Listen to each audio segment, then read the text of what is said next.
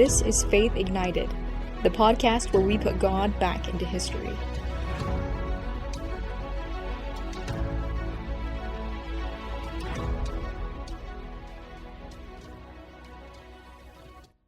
Episode 23, In the Shadows. The sun beat down mercilessly on James's head and shoulders, the humidity causing his ragged clothes to cling to his back. He unconsciously pulled at the worn fabric as he mopped his forehead with his sleeve, squinting as he peered up at the cloudless sky. He had to look the part.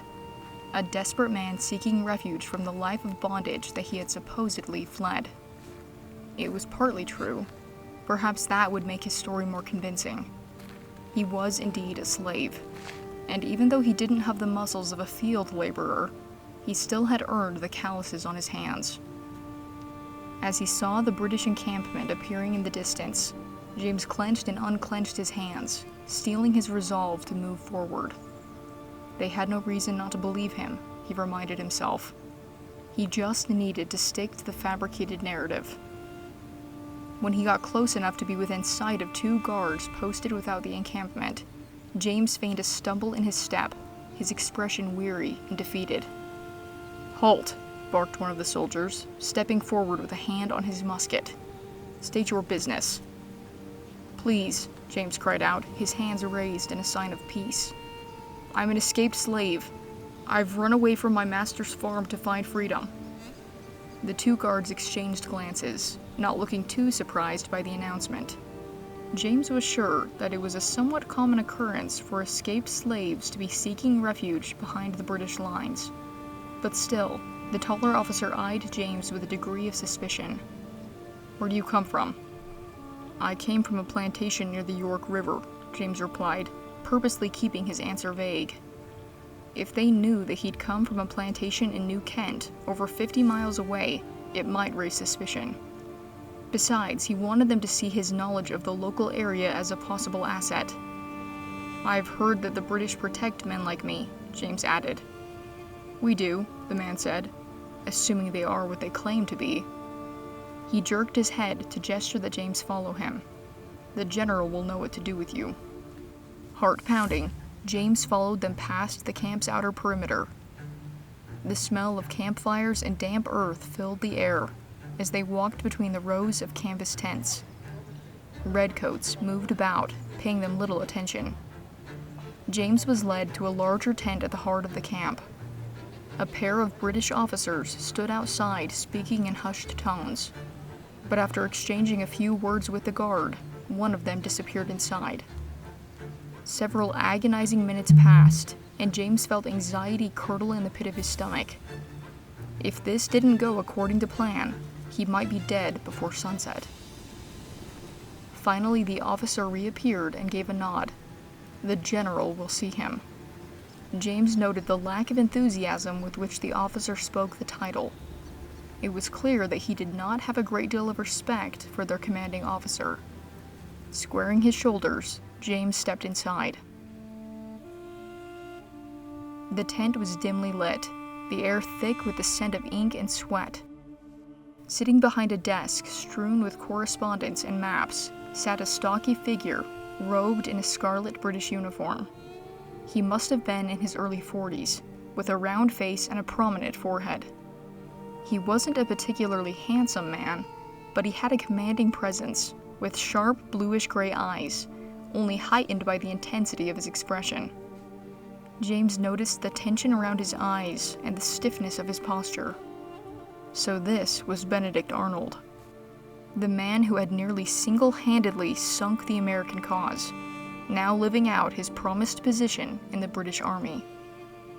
James couldn't help thinking that this was a strange meeting indeed, a false traitor confronting a real one. Arnold leaned back in his chair, and James noticed that he had one leg propped up slightly, no doubt the leg that he injured in the Battle of Saratoga, before he'd defected. "So," Arnold began, "you claim to be an escaped slave, seeking refuge with the British?" James bowed his head slightly, his voice measured, as he recounted his false story of escape. "I heard that runaways can find protection under the British flag. Arnold narrowed his eyes, his fingers tapping on the desk. Heard from whom? James hesitated only a moment before answering. Word spreads quick among the slaves, General. Arnold seemed to appreciate his use of the title. Since his treachery, Arnold was now both despised by the Americans and unpopular with the British. You came from a plantation, you said, Arnold pressed. What work did you do on this plantation? I served in my master's house, tended to him, managed supplies, and carried messages when needed, among other tasks. Arnold raised his eyebrows in sudden interest. Messages, you say? Can you read? Some, sir. And write? Arnold asked. A little, General. Enough to keep accounts when I had to. The truth was that having been a manservant, James had learned to read and write both English and French, but thought that it would be wise not to fully reveal his abilities. Arnold nodded, exchanging glances with an officer posted near the door. That might be useful. He studied James a moment, finally saying, You say you manage supplies. That means you used to keep track of things. Provisions, weapons, men coming and going. James nodded. Yes, I paid close attention to whatever my master needed me to handle. Arnold rubbed his chin. You're not the first runaway to come seeking refuge here, but I don't trust men easily. If you are lying to me, you'll regret it. James bowed his head slightly. I understand. I only want to serve the king's forces and earn my freedom. Arnold paused, then addressing the nearby officer said, Take him to the quartermaster. Get him settled and keep an eye on him. Turning his gaze back to James, he added, You say you can be useful? Then prove it. As James was led out of the tent, he felt a great sense of relief, but immediately reminded himself that this was only the beginning. If he was going to get the information that General Lafayette needed, he had to earn the British's trust and learn their secrets without raising suspicion. He quickly realized that he had signed up for perhaps the most dangerous role that he could have. But with that risk came perhaps the greatest chance to make a difference and to sway this war decisively. William Goldman's classic book, The Princess Bride, tells a compelling story of adventure, romance, revenge, and above all, true love. The movie that was made from the book is one of the most beloved and quoted films in the fantasy adventure genre. As the plot unfolds, we follow Princess Buttercup, Wesley, Indigo, and Fezzik as they overcome intense obstacles and dangers on their quest. There comes a point in the book when things look especially bleak, and the author addressing the audience says, Life isn't fair. It's just fairer than death. You see, you've made the classic error of expecting life to be fair. It's not. This is reminiscent of Wesley's line in the film, Life is pain, Highness. Anyone who says differently is selling something. Now, this may seem like a cynical perspective, but William Goldman is correct. Life is not fair. He illustrates this through his characters, who often suffer unjustly. Indigo loses his father as a young boy, which leads him on a lifelong quest to avenge his death. Twice, Buttercup thinks that she's lost the man she loves, while facing marriage to a prince who she despises. Wesley is a prisoner aboard a pirate ship. He also gets tortured and killed before he comes back from the dead. And it seems that the author is trying to teach us that life is full of injustice. Some people come into life with terrible disadvantages, but what matters is how they respond to those trials. It is not about where the story begins, but where it ends, that determines everything. 1780 was one of the most difficult periods that the Patriots faced during the Revolution. The fall of Charleston, a devastating defeat for the Continental Army, was followed several months later with the biggest blow yet, the betrayal of Benedict Arnold. This treachery blindsided the Americans. Had Arnold's plot to surrender West Point been successful, the Patriots would have lost their most important military post, along with the capture of their commander George Washington. It was only through heaven-sent intervention that the plan was foiled. If you want to know more about that, you can listen to my 14th episode.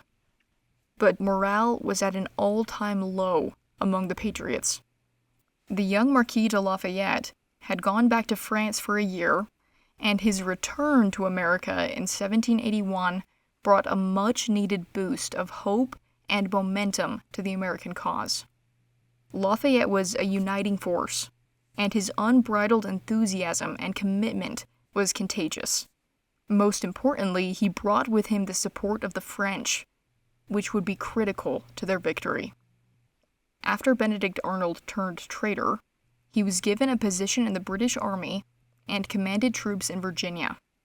He led a brutal raid on Richmond, burning military supplies and destroying Patriot infrastructure.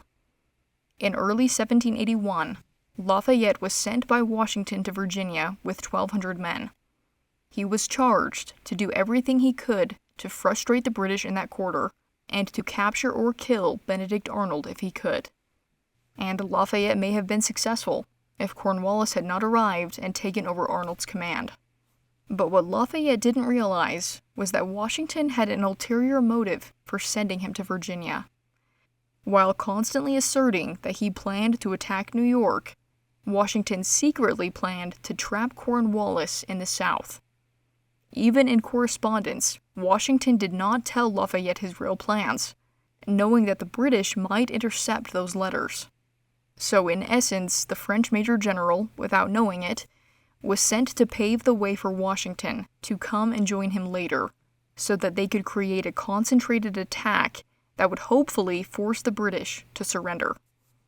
Because Lafayette had limited men at his disposal, he decided that information would be their best weapon. He formed a spy ring to try and work behind enemy lines.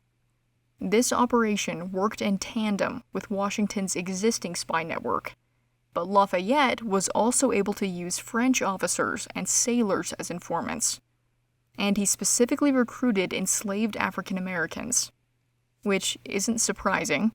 If you've listened to my episodes on Lafayette, then you already know about his character and his hatred of slavery or discrimination of any kind.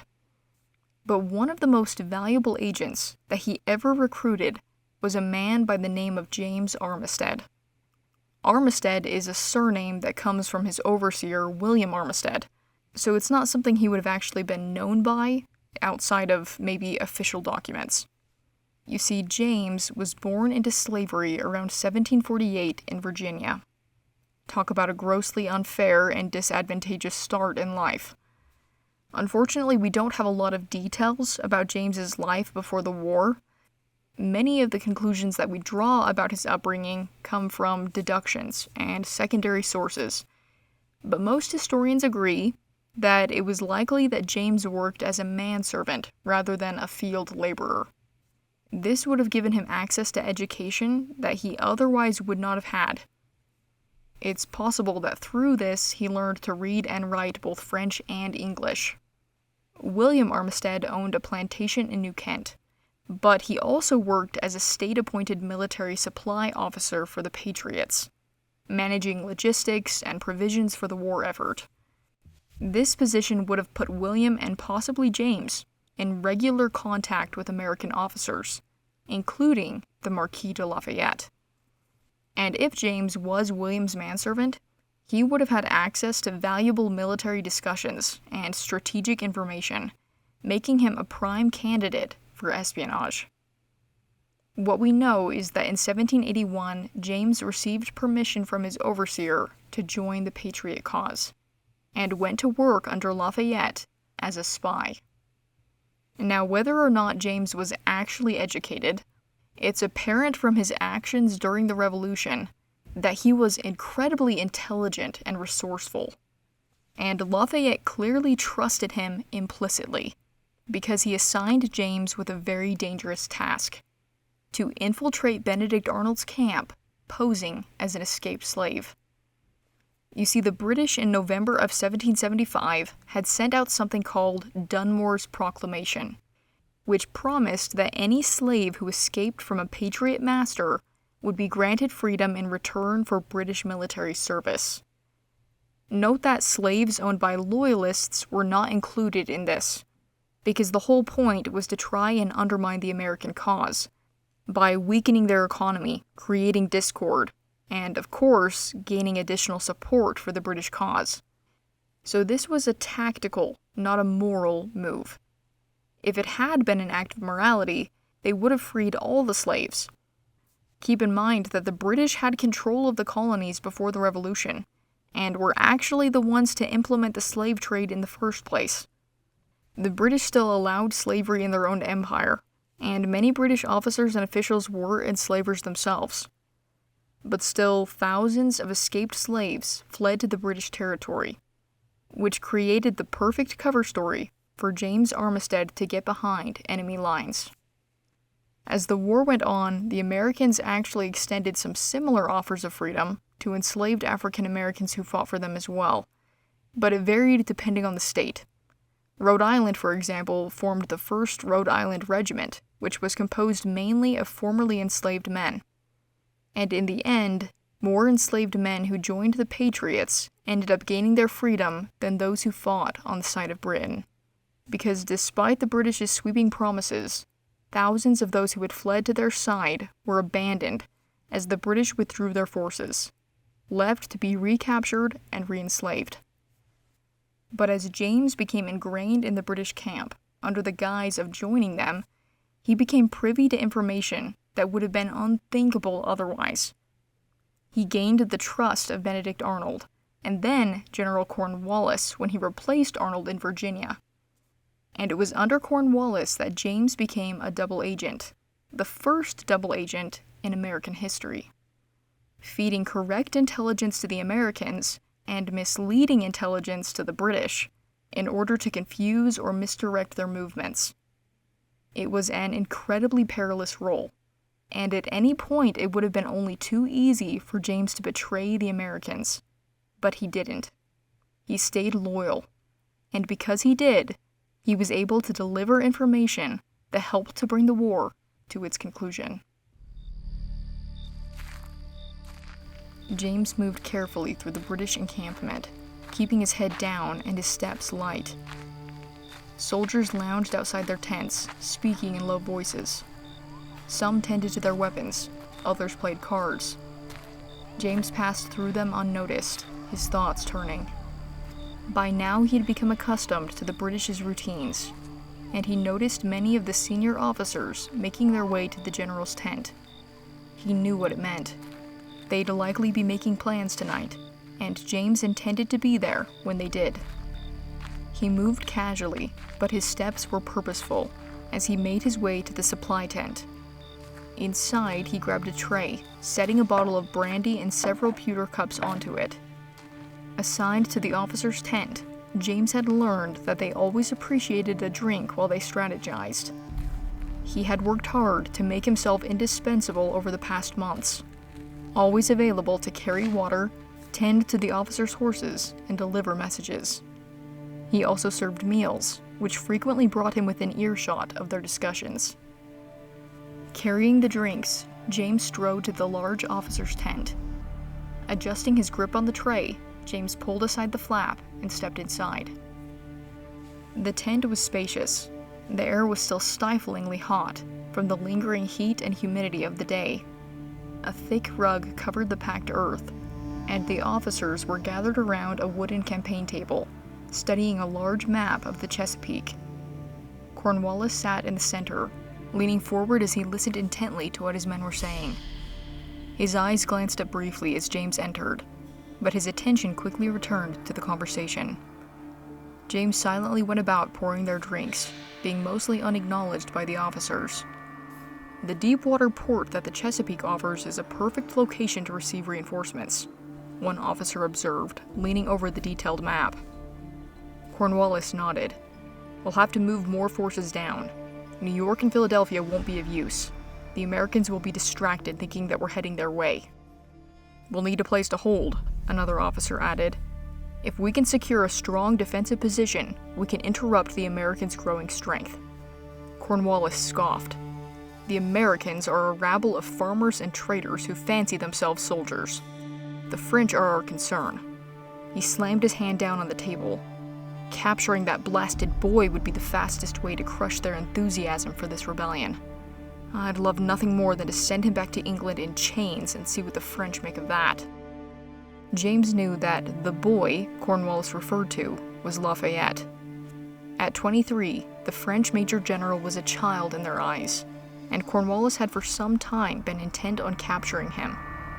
Lafayette was the connecting link between the French and the Americans, and the British knew it.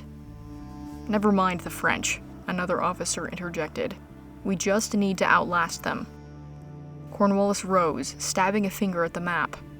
"Yorktown has plenty of fortifications, and being next to the Chesapeake will allow us to receive reinforcements. Graves will send his fleet to the bay." Cornwallis suddenly looked up at James, who straightened from pouring a drink. "James, tell us, are the Americans prepared to fight us at Yorktown?" James kept his mouth slack, giving a respectful nod. "They seem scattered, sir. Not much order among them." Cornwallis smirked. "That sounds about right." He turned his attention back to the map. James stepped away, his expression betraying nothing, but his mind raced with the new information. He silently poured more brandy into one of the cups, making sure his movements were slow and deliberate. He busied himself with cleaning up the tent a little, knowing that leaving too early would arouse suspicion. The officers were now talking about their plans for the next few days, rations, troops, and reinforcements. But none of it mattered now. The key details had been given. The British planned to make their final stand at Yorktown, and they were counting on the Navy to secure their position.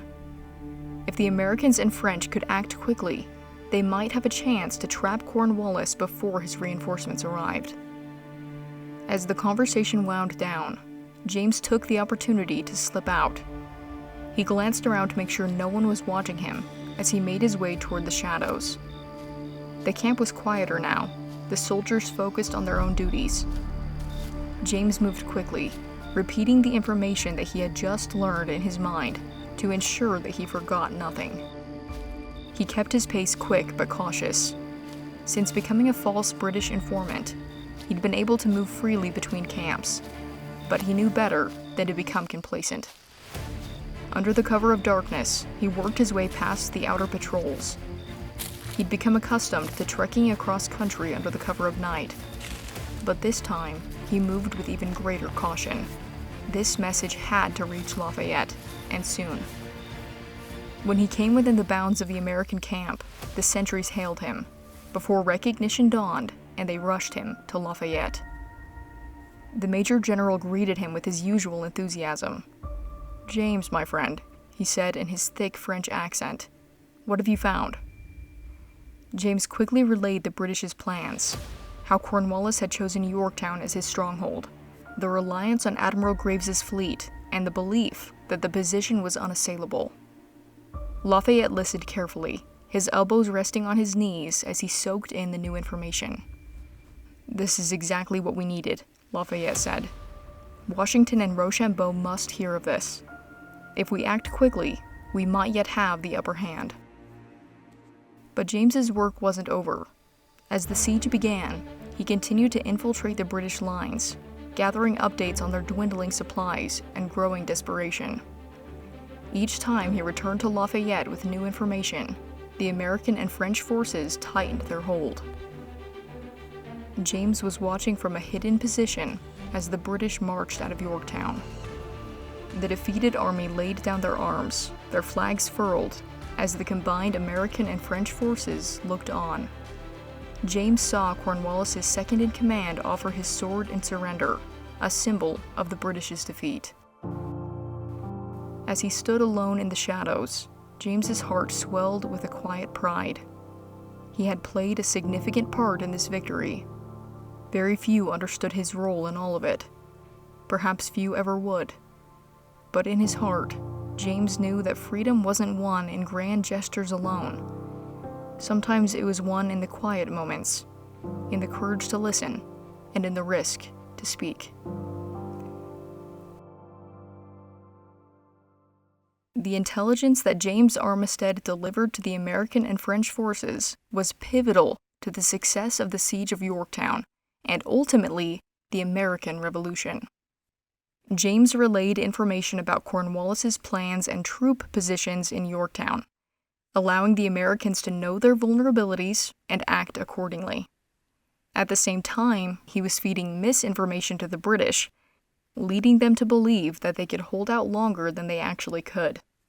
This gave Cornwallis a false sense of security as the Americans closed in. But perhaps James's most important discovery was that the British planned to receive reinforcements via the Chesapeake Bay. Because of this, the French Navy was able to create a blockade that kept the British from receiving additional troops and supplies.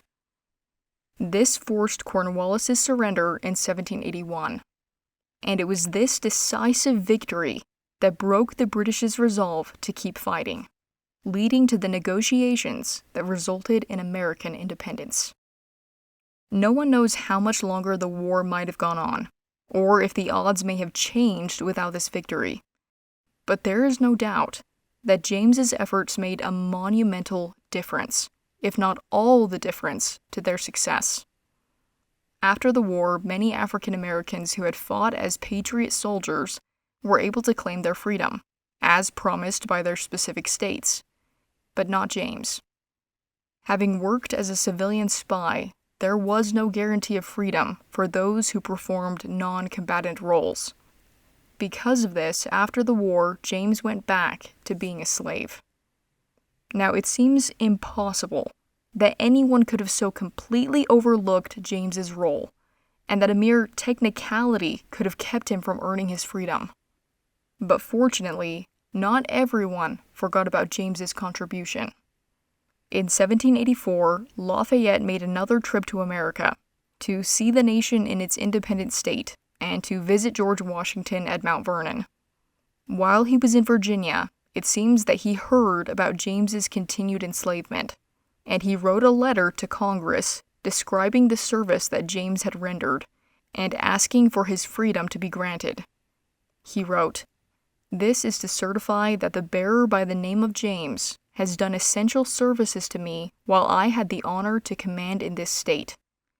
His intelligences from the enemy's camp were industriously collected and faithfully delivered.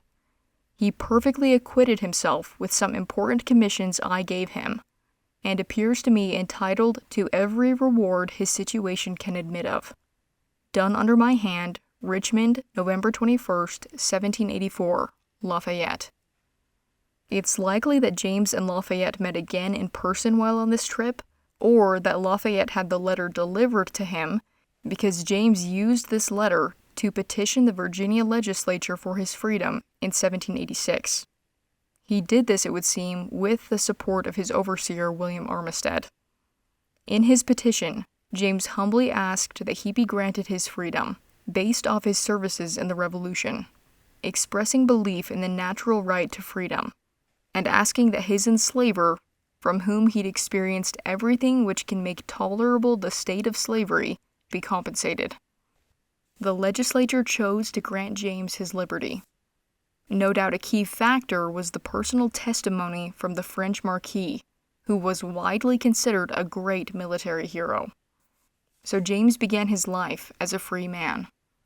And in honor of and gratitude toward the person who helped him gain his liberty, James took the last name Lafayette, becoming known from then on as James Armistead Lafayette. He became a farmer, purchasing 40 acres in Virginia, a piece of land that was actually adjacent to the property of his former overseer. Based on some of the secondary sources, it seems that James started a family, and actually purchased several slaves himself, possibly family that he was trying to protect. The details about James's life after the war are limited, but what we do know is that in 1819 he applied for a pension, which was granted, and it seems he lived a quiet life. I wonder how many people in his day ever understood what he had done to pave the way for their freedoms. But as the years passed, there was at least one person who understood the risks that James had taken and the sacrifices that he had made. James worked his way through the crowds gathered in Capitol Square, the sounds of cheering and applause almost deafening. Richmond was packed with people, and James had to rise to his full height to try and get a better view of the procession moving down the street. Thousands had gathered to welcome the returned hero, and James was determined to see for himself. After making his way closer to the street, James finally caught a glimpse of the aged Marquis de Lafayette, General Lafayette, as he remembered him, arrayed in a military uniform and sitting confidently upon his horse. His presence was every bit as commanding and regal as James remembered. His friend had aged a great deal, as had James himself over the nearly 40 years since they'd spoken, and seeing Lafayette again brought back waves of memories, recollections of danger and espionage. But above all, James's heart swelled with gratitude. He saw the returned hero not just as a deliverer of this nation, but as his own personal liberator. Then, unexpectedly, Lafayette's head turned, his eyes scanning the crowd. His gaze fell upon James, and he pulled his horse to a stop, halting the procession. Lafayette dismounted, slower and with greater care than he had as a young man, but he moved with purpose through the crowd. "James," he called out. Amazed, James smiled as Lafayette approached, his heart swelling with emotion as the old Major General pulled him into an embrace. The crowd looked on in equal wonderment, seeming to know that they were witnessing something significant. As Lafayette pulled away, expressing his admiration for James's role in the Revolution, James felt tears prick his eyes. Lafayette then turned to the crowd, saying, "This, my friends, is a true hero. Without him, our victory at Yorktown might never have been secured, and in turn, your freedoms." The public acknowledgement made the tears spill down James's cheeks as emotion overcame him. He knew then that even if no one else ever did recognize his contribution, in this moment he was seen as a hero, and his efforts were not forgotten. Even in his own day and time, James Armistead Lafayette was not acknowledged as much as he deserved, but today he's virtually unknown. Part of why I find this story so fascinating is because of what an unlikely American hero he was. James was born with every disadvantage, and had every reason to feel resentment toward America. I can't help but see the irony of James interacting with Benedict Arnold, a man who had betrayed America because of perceived slights and injustices, as he was passed up for promotions and not given enough credit for victories. Benedict Arnold considered himself a victim long before he became a traitor. And then there was James, a true victim of injustice, and a man who received next to no recognition for his efforts. And yet, in the end, he was the one who stayed loyal to America. I wonder if part of the reason that Benedict Arnold trusted James so completely was because he could not fathom someone in James's situation not feeling angry toward America. He expected him to do the natural thing, which would have been to act in his own best interest, just as Benedict Arnold had done. But we see that their choices didn't have to do with their circumstances. It had to do with their characters. Thankless as his position was, James chose honor and loyalty, teaching us that some heroes labor in the light, but the truest ones labor in the shadows, changing the world without recognition. Which admittedly is unfair, but the whole concept of fairness is based around the idea that we should get what we deserve. But is that really what we want? If life were truly fair, a perfect man would never have suffered for the sins of mankind. He would not have been alone as he bled from every pore, nor been nailed to a cross. Aren't we grateful in this instance that we do not get what we deserve? If justice had its way, our sins would disqualify us for salvation. Instead, Christ took our stripes for us and submitted to indescribable suffering so he could have the power to right every wrong.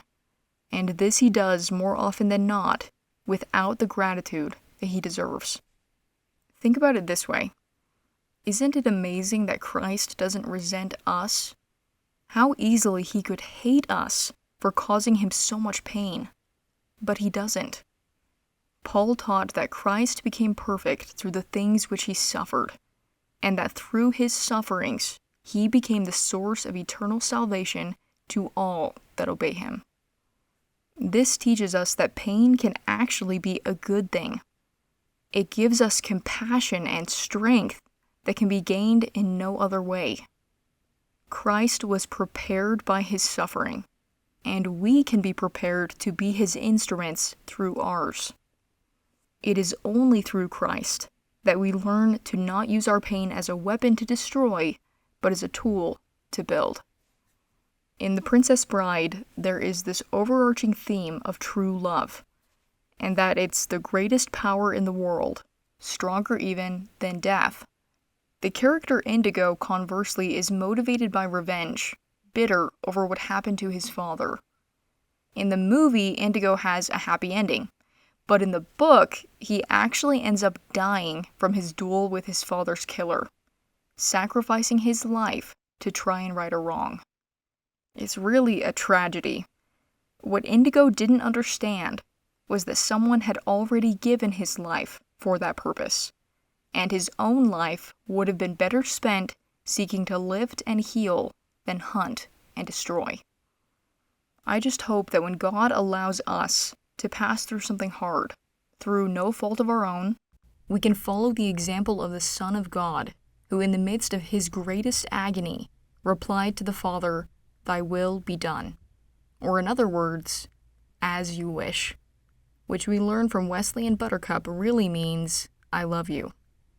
And there will come a day when unfairness will end, good deeds will have their just reward, and we will arrive at our happily ever after, if we only push forward, trusting that all things shall be for our good, and that God has the power to heal our hearts and ignite our faith.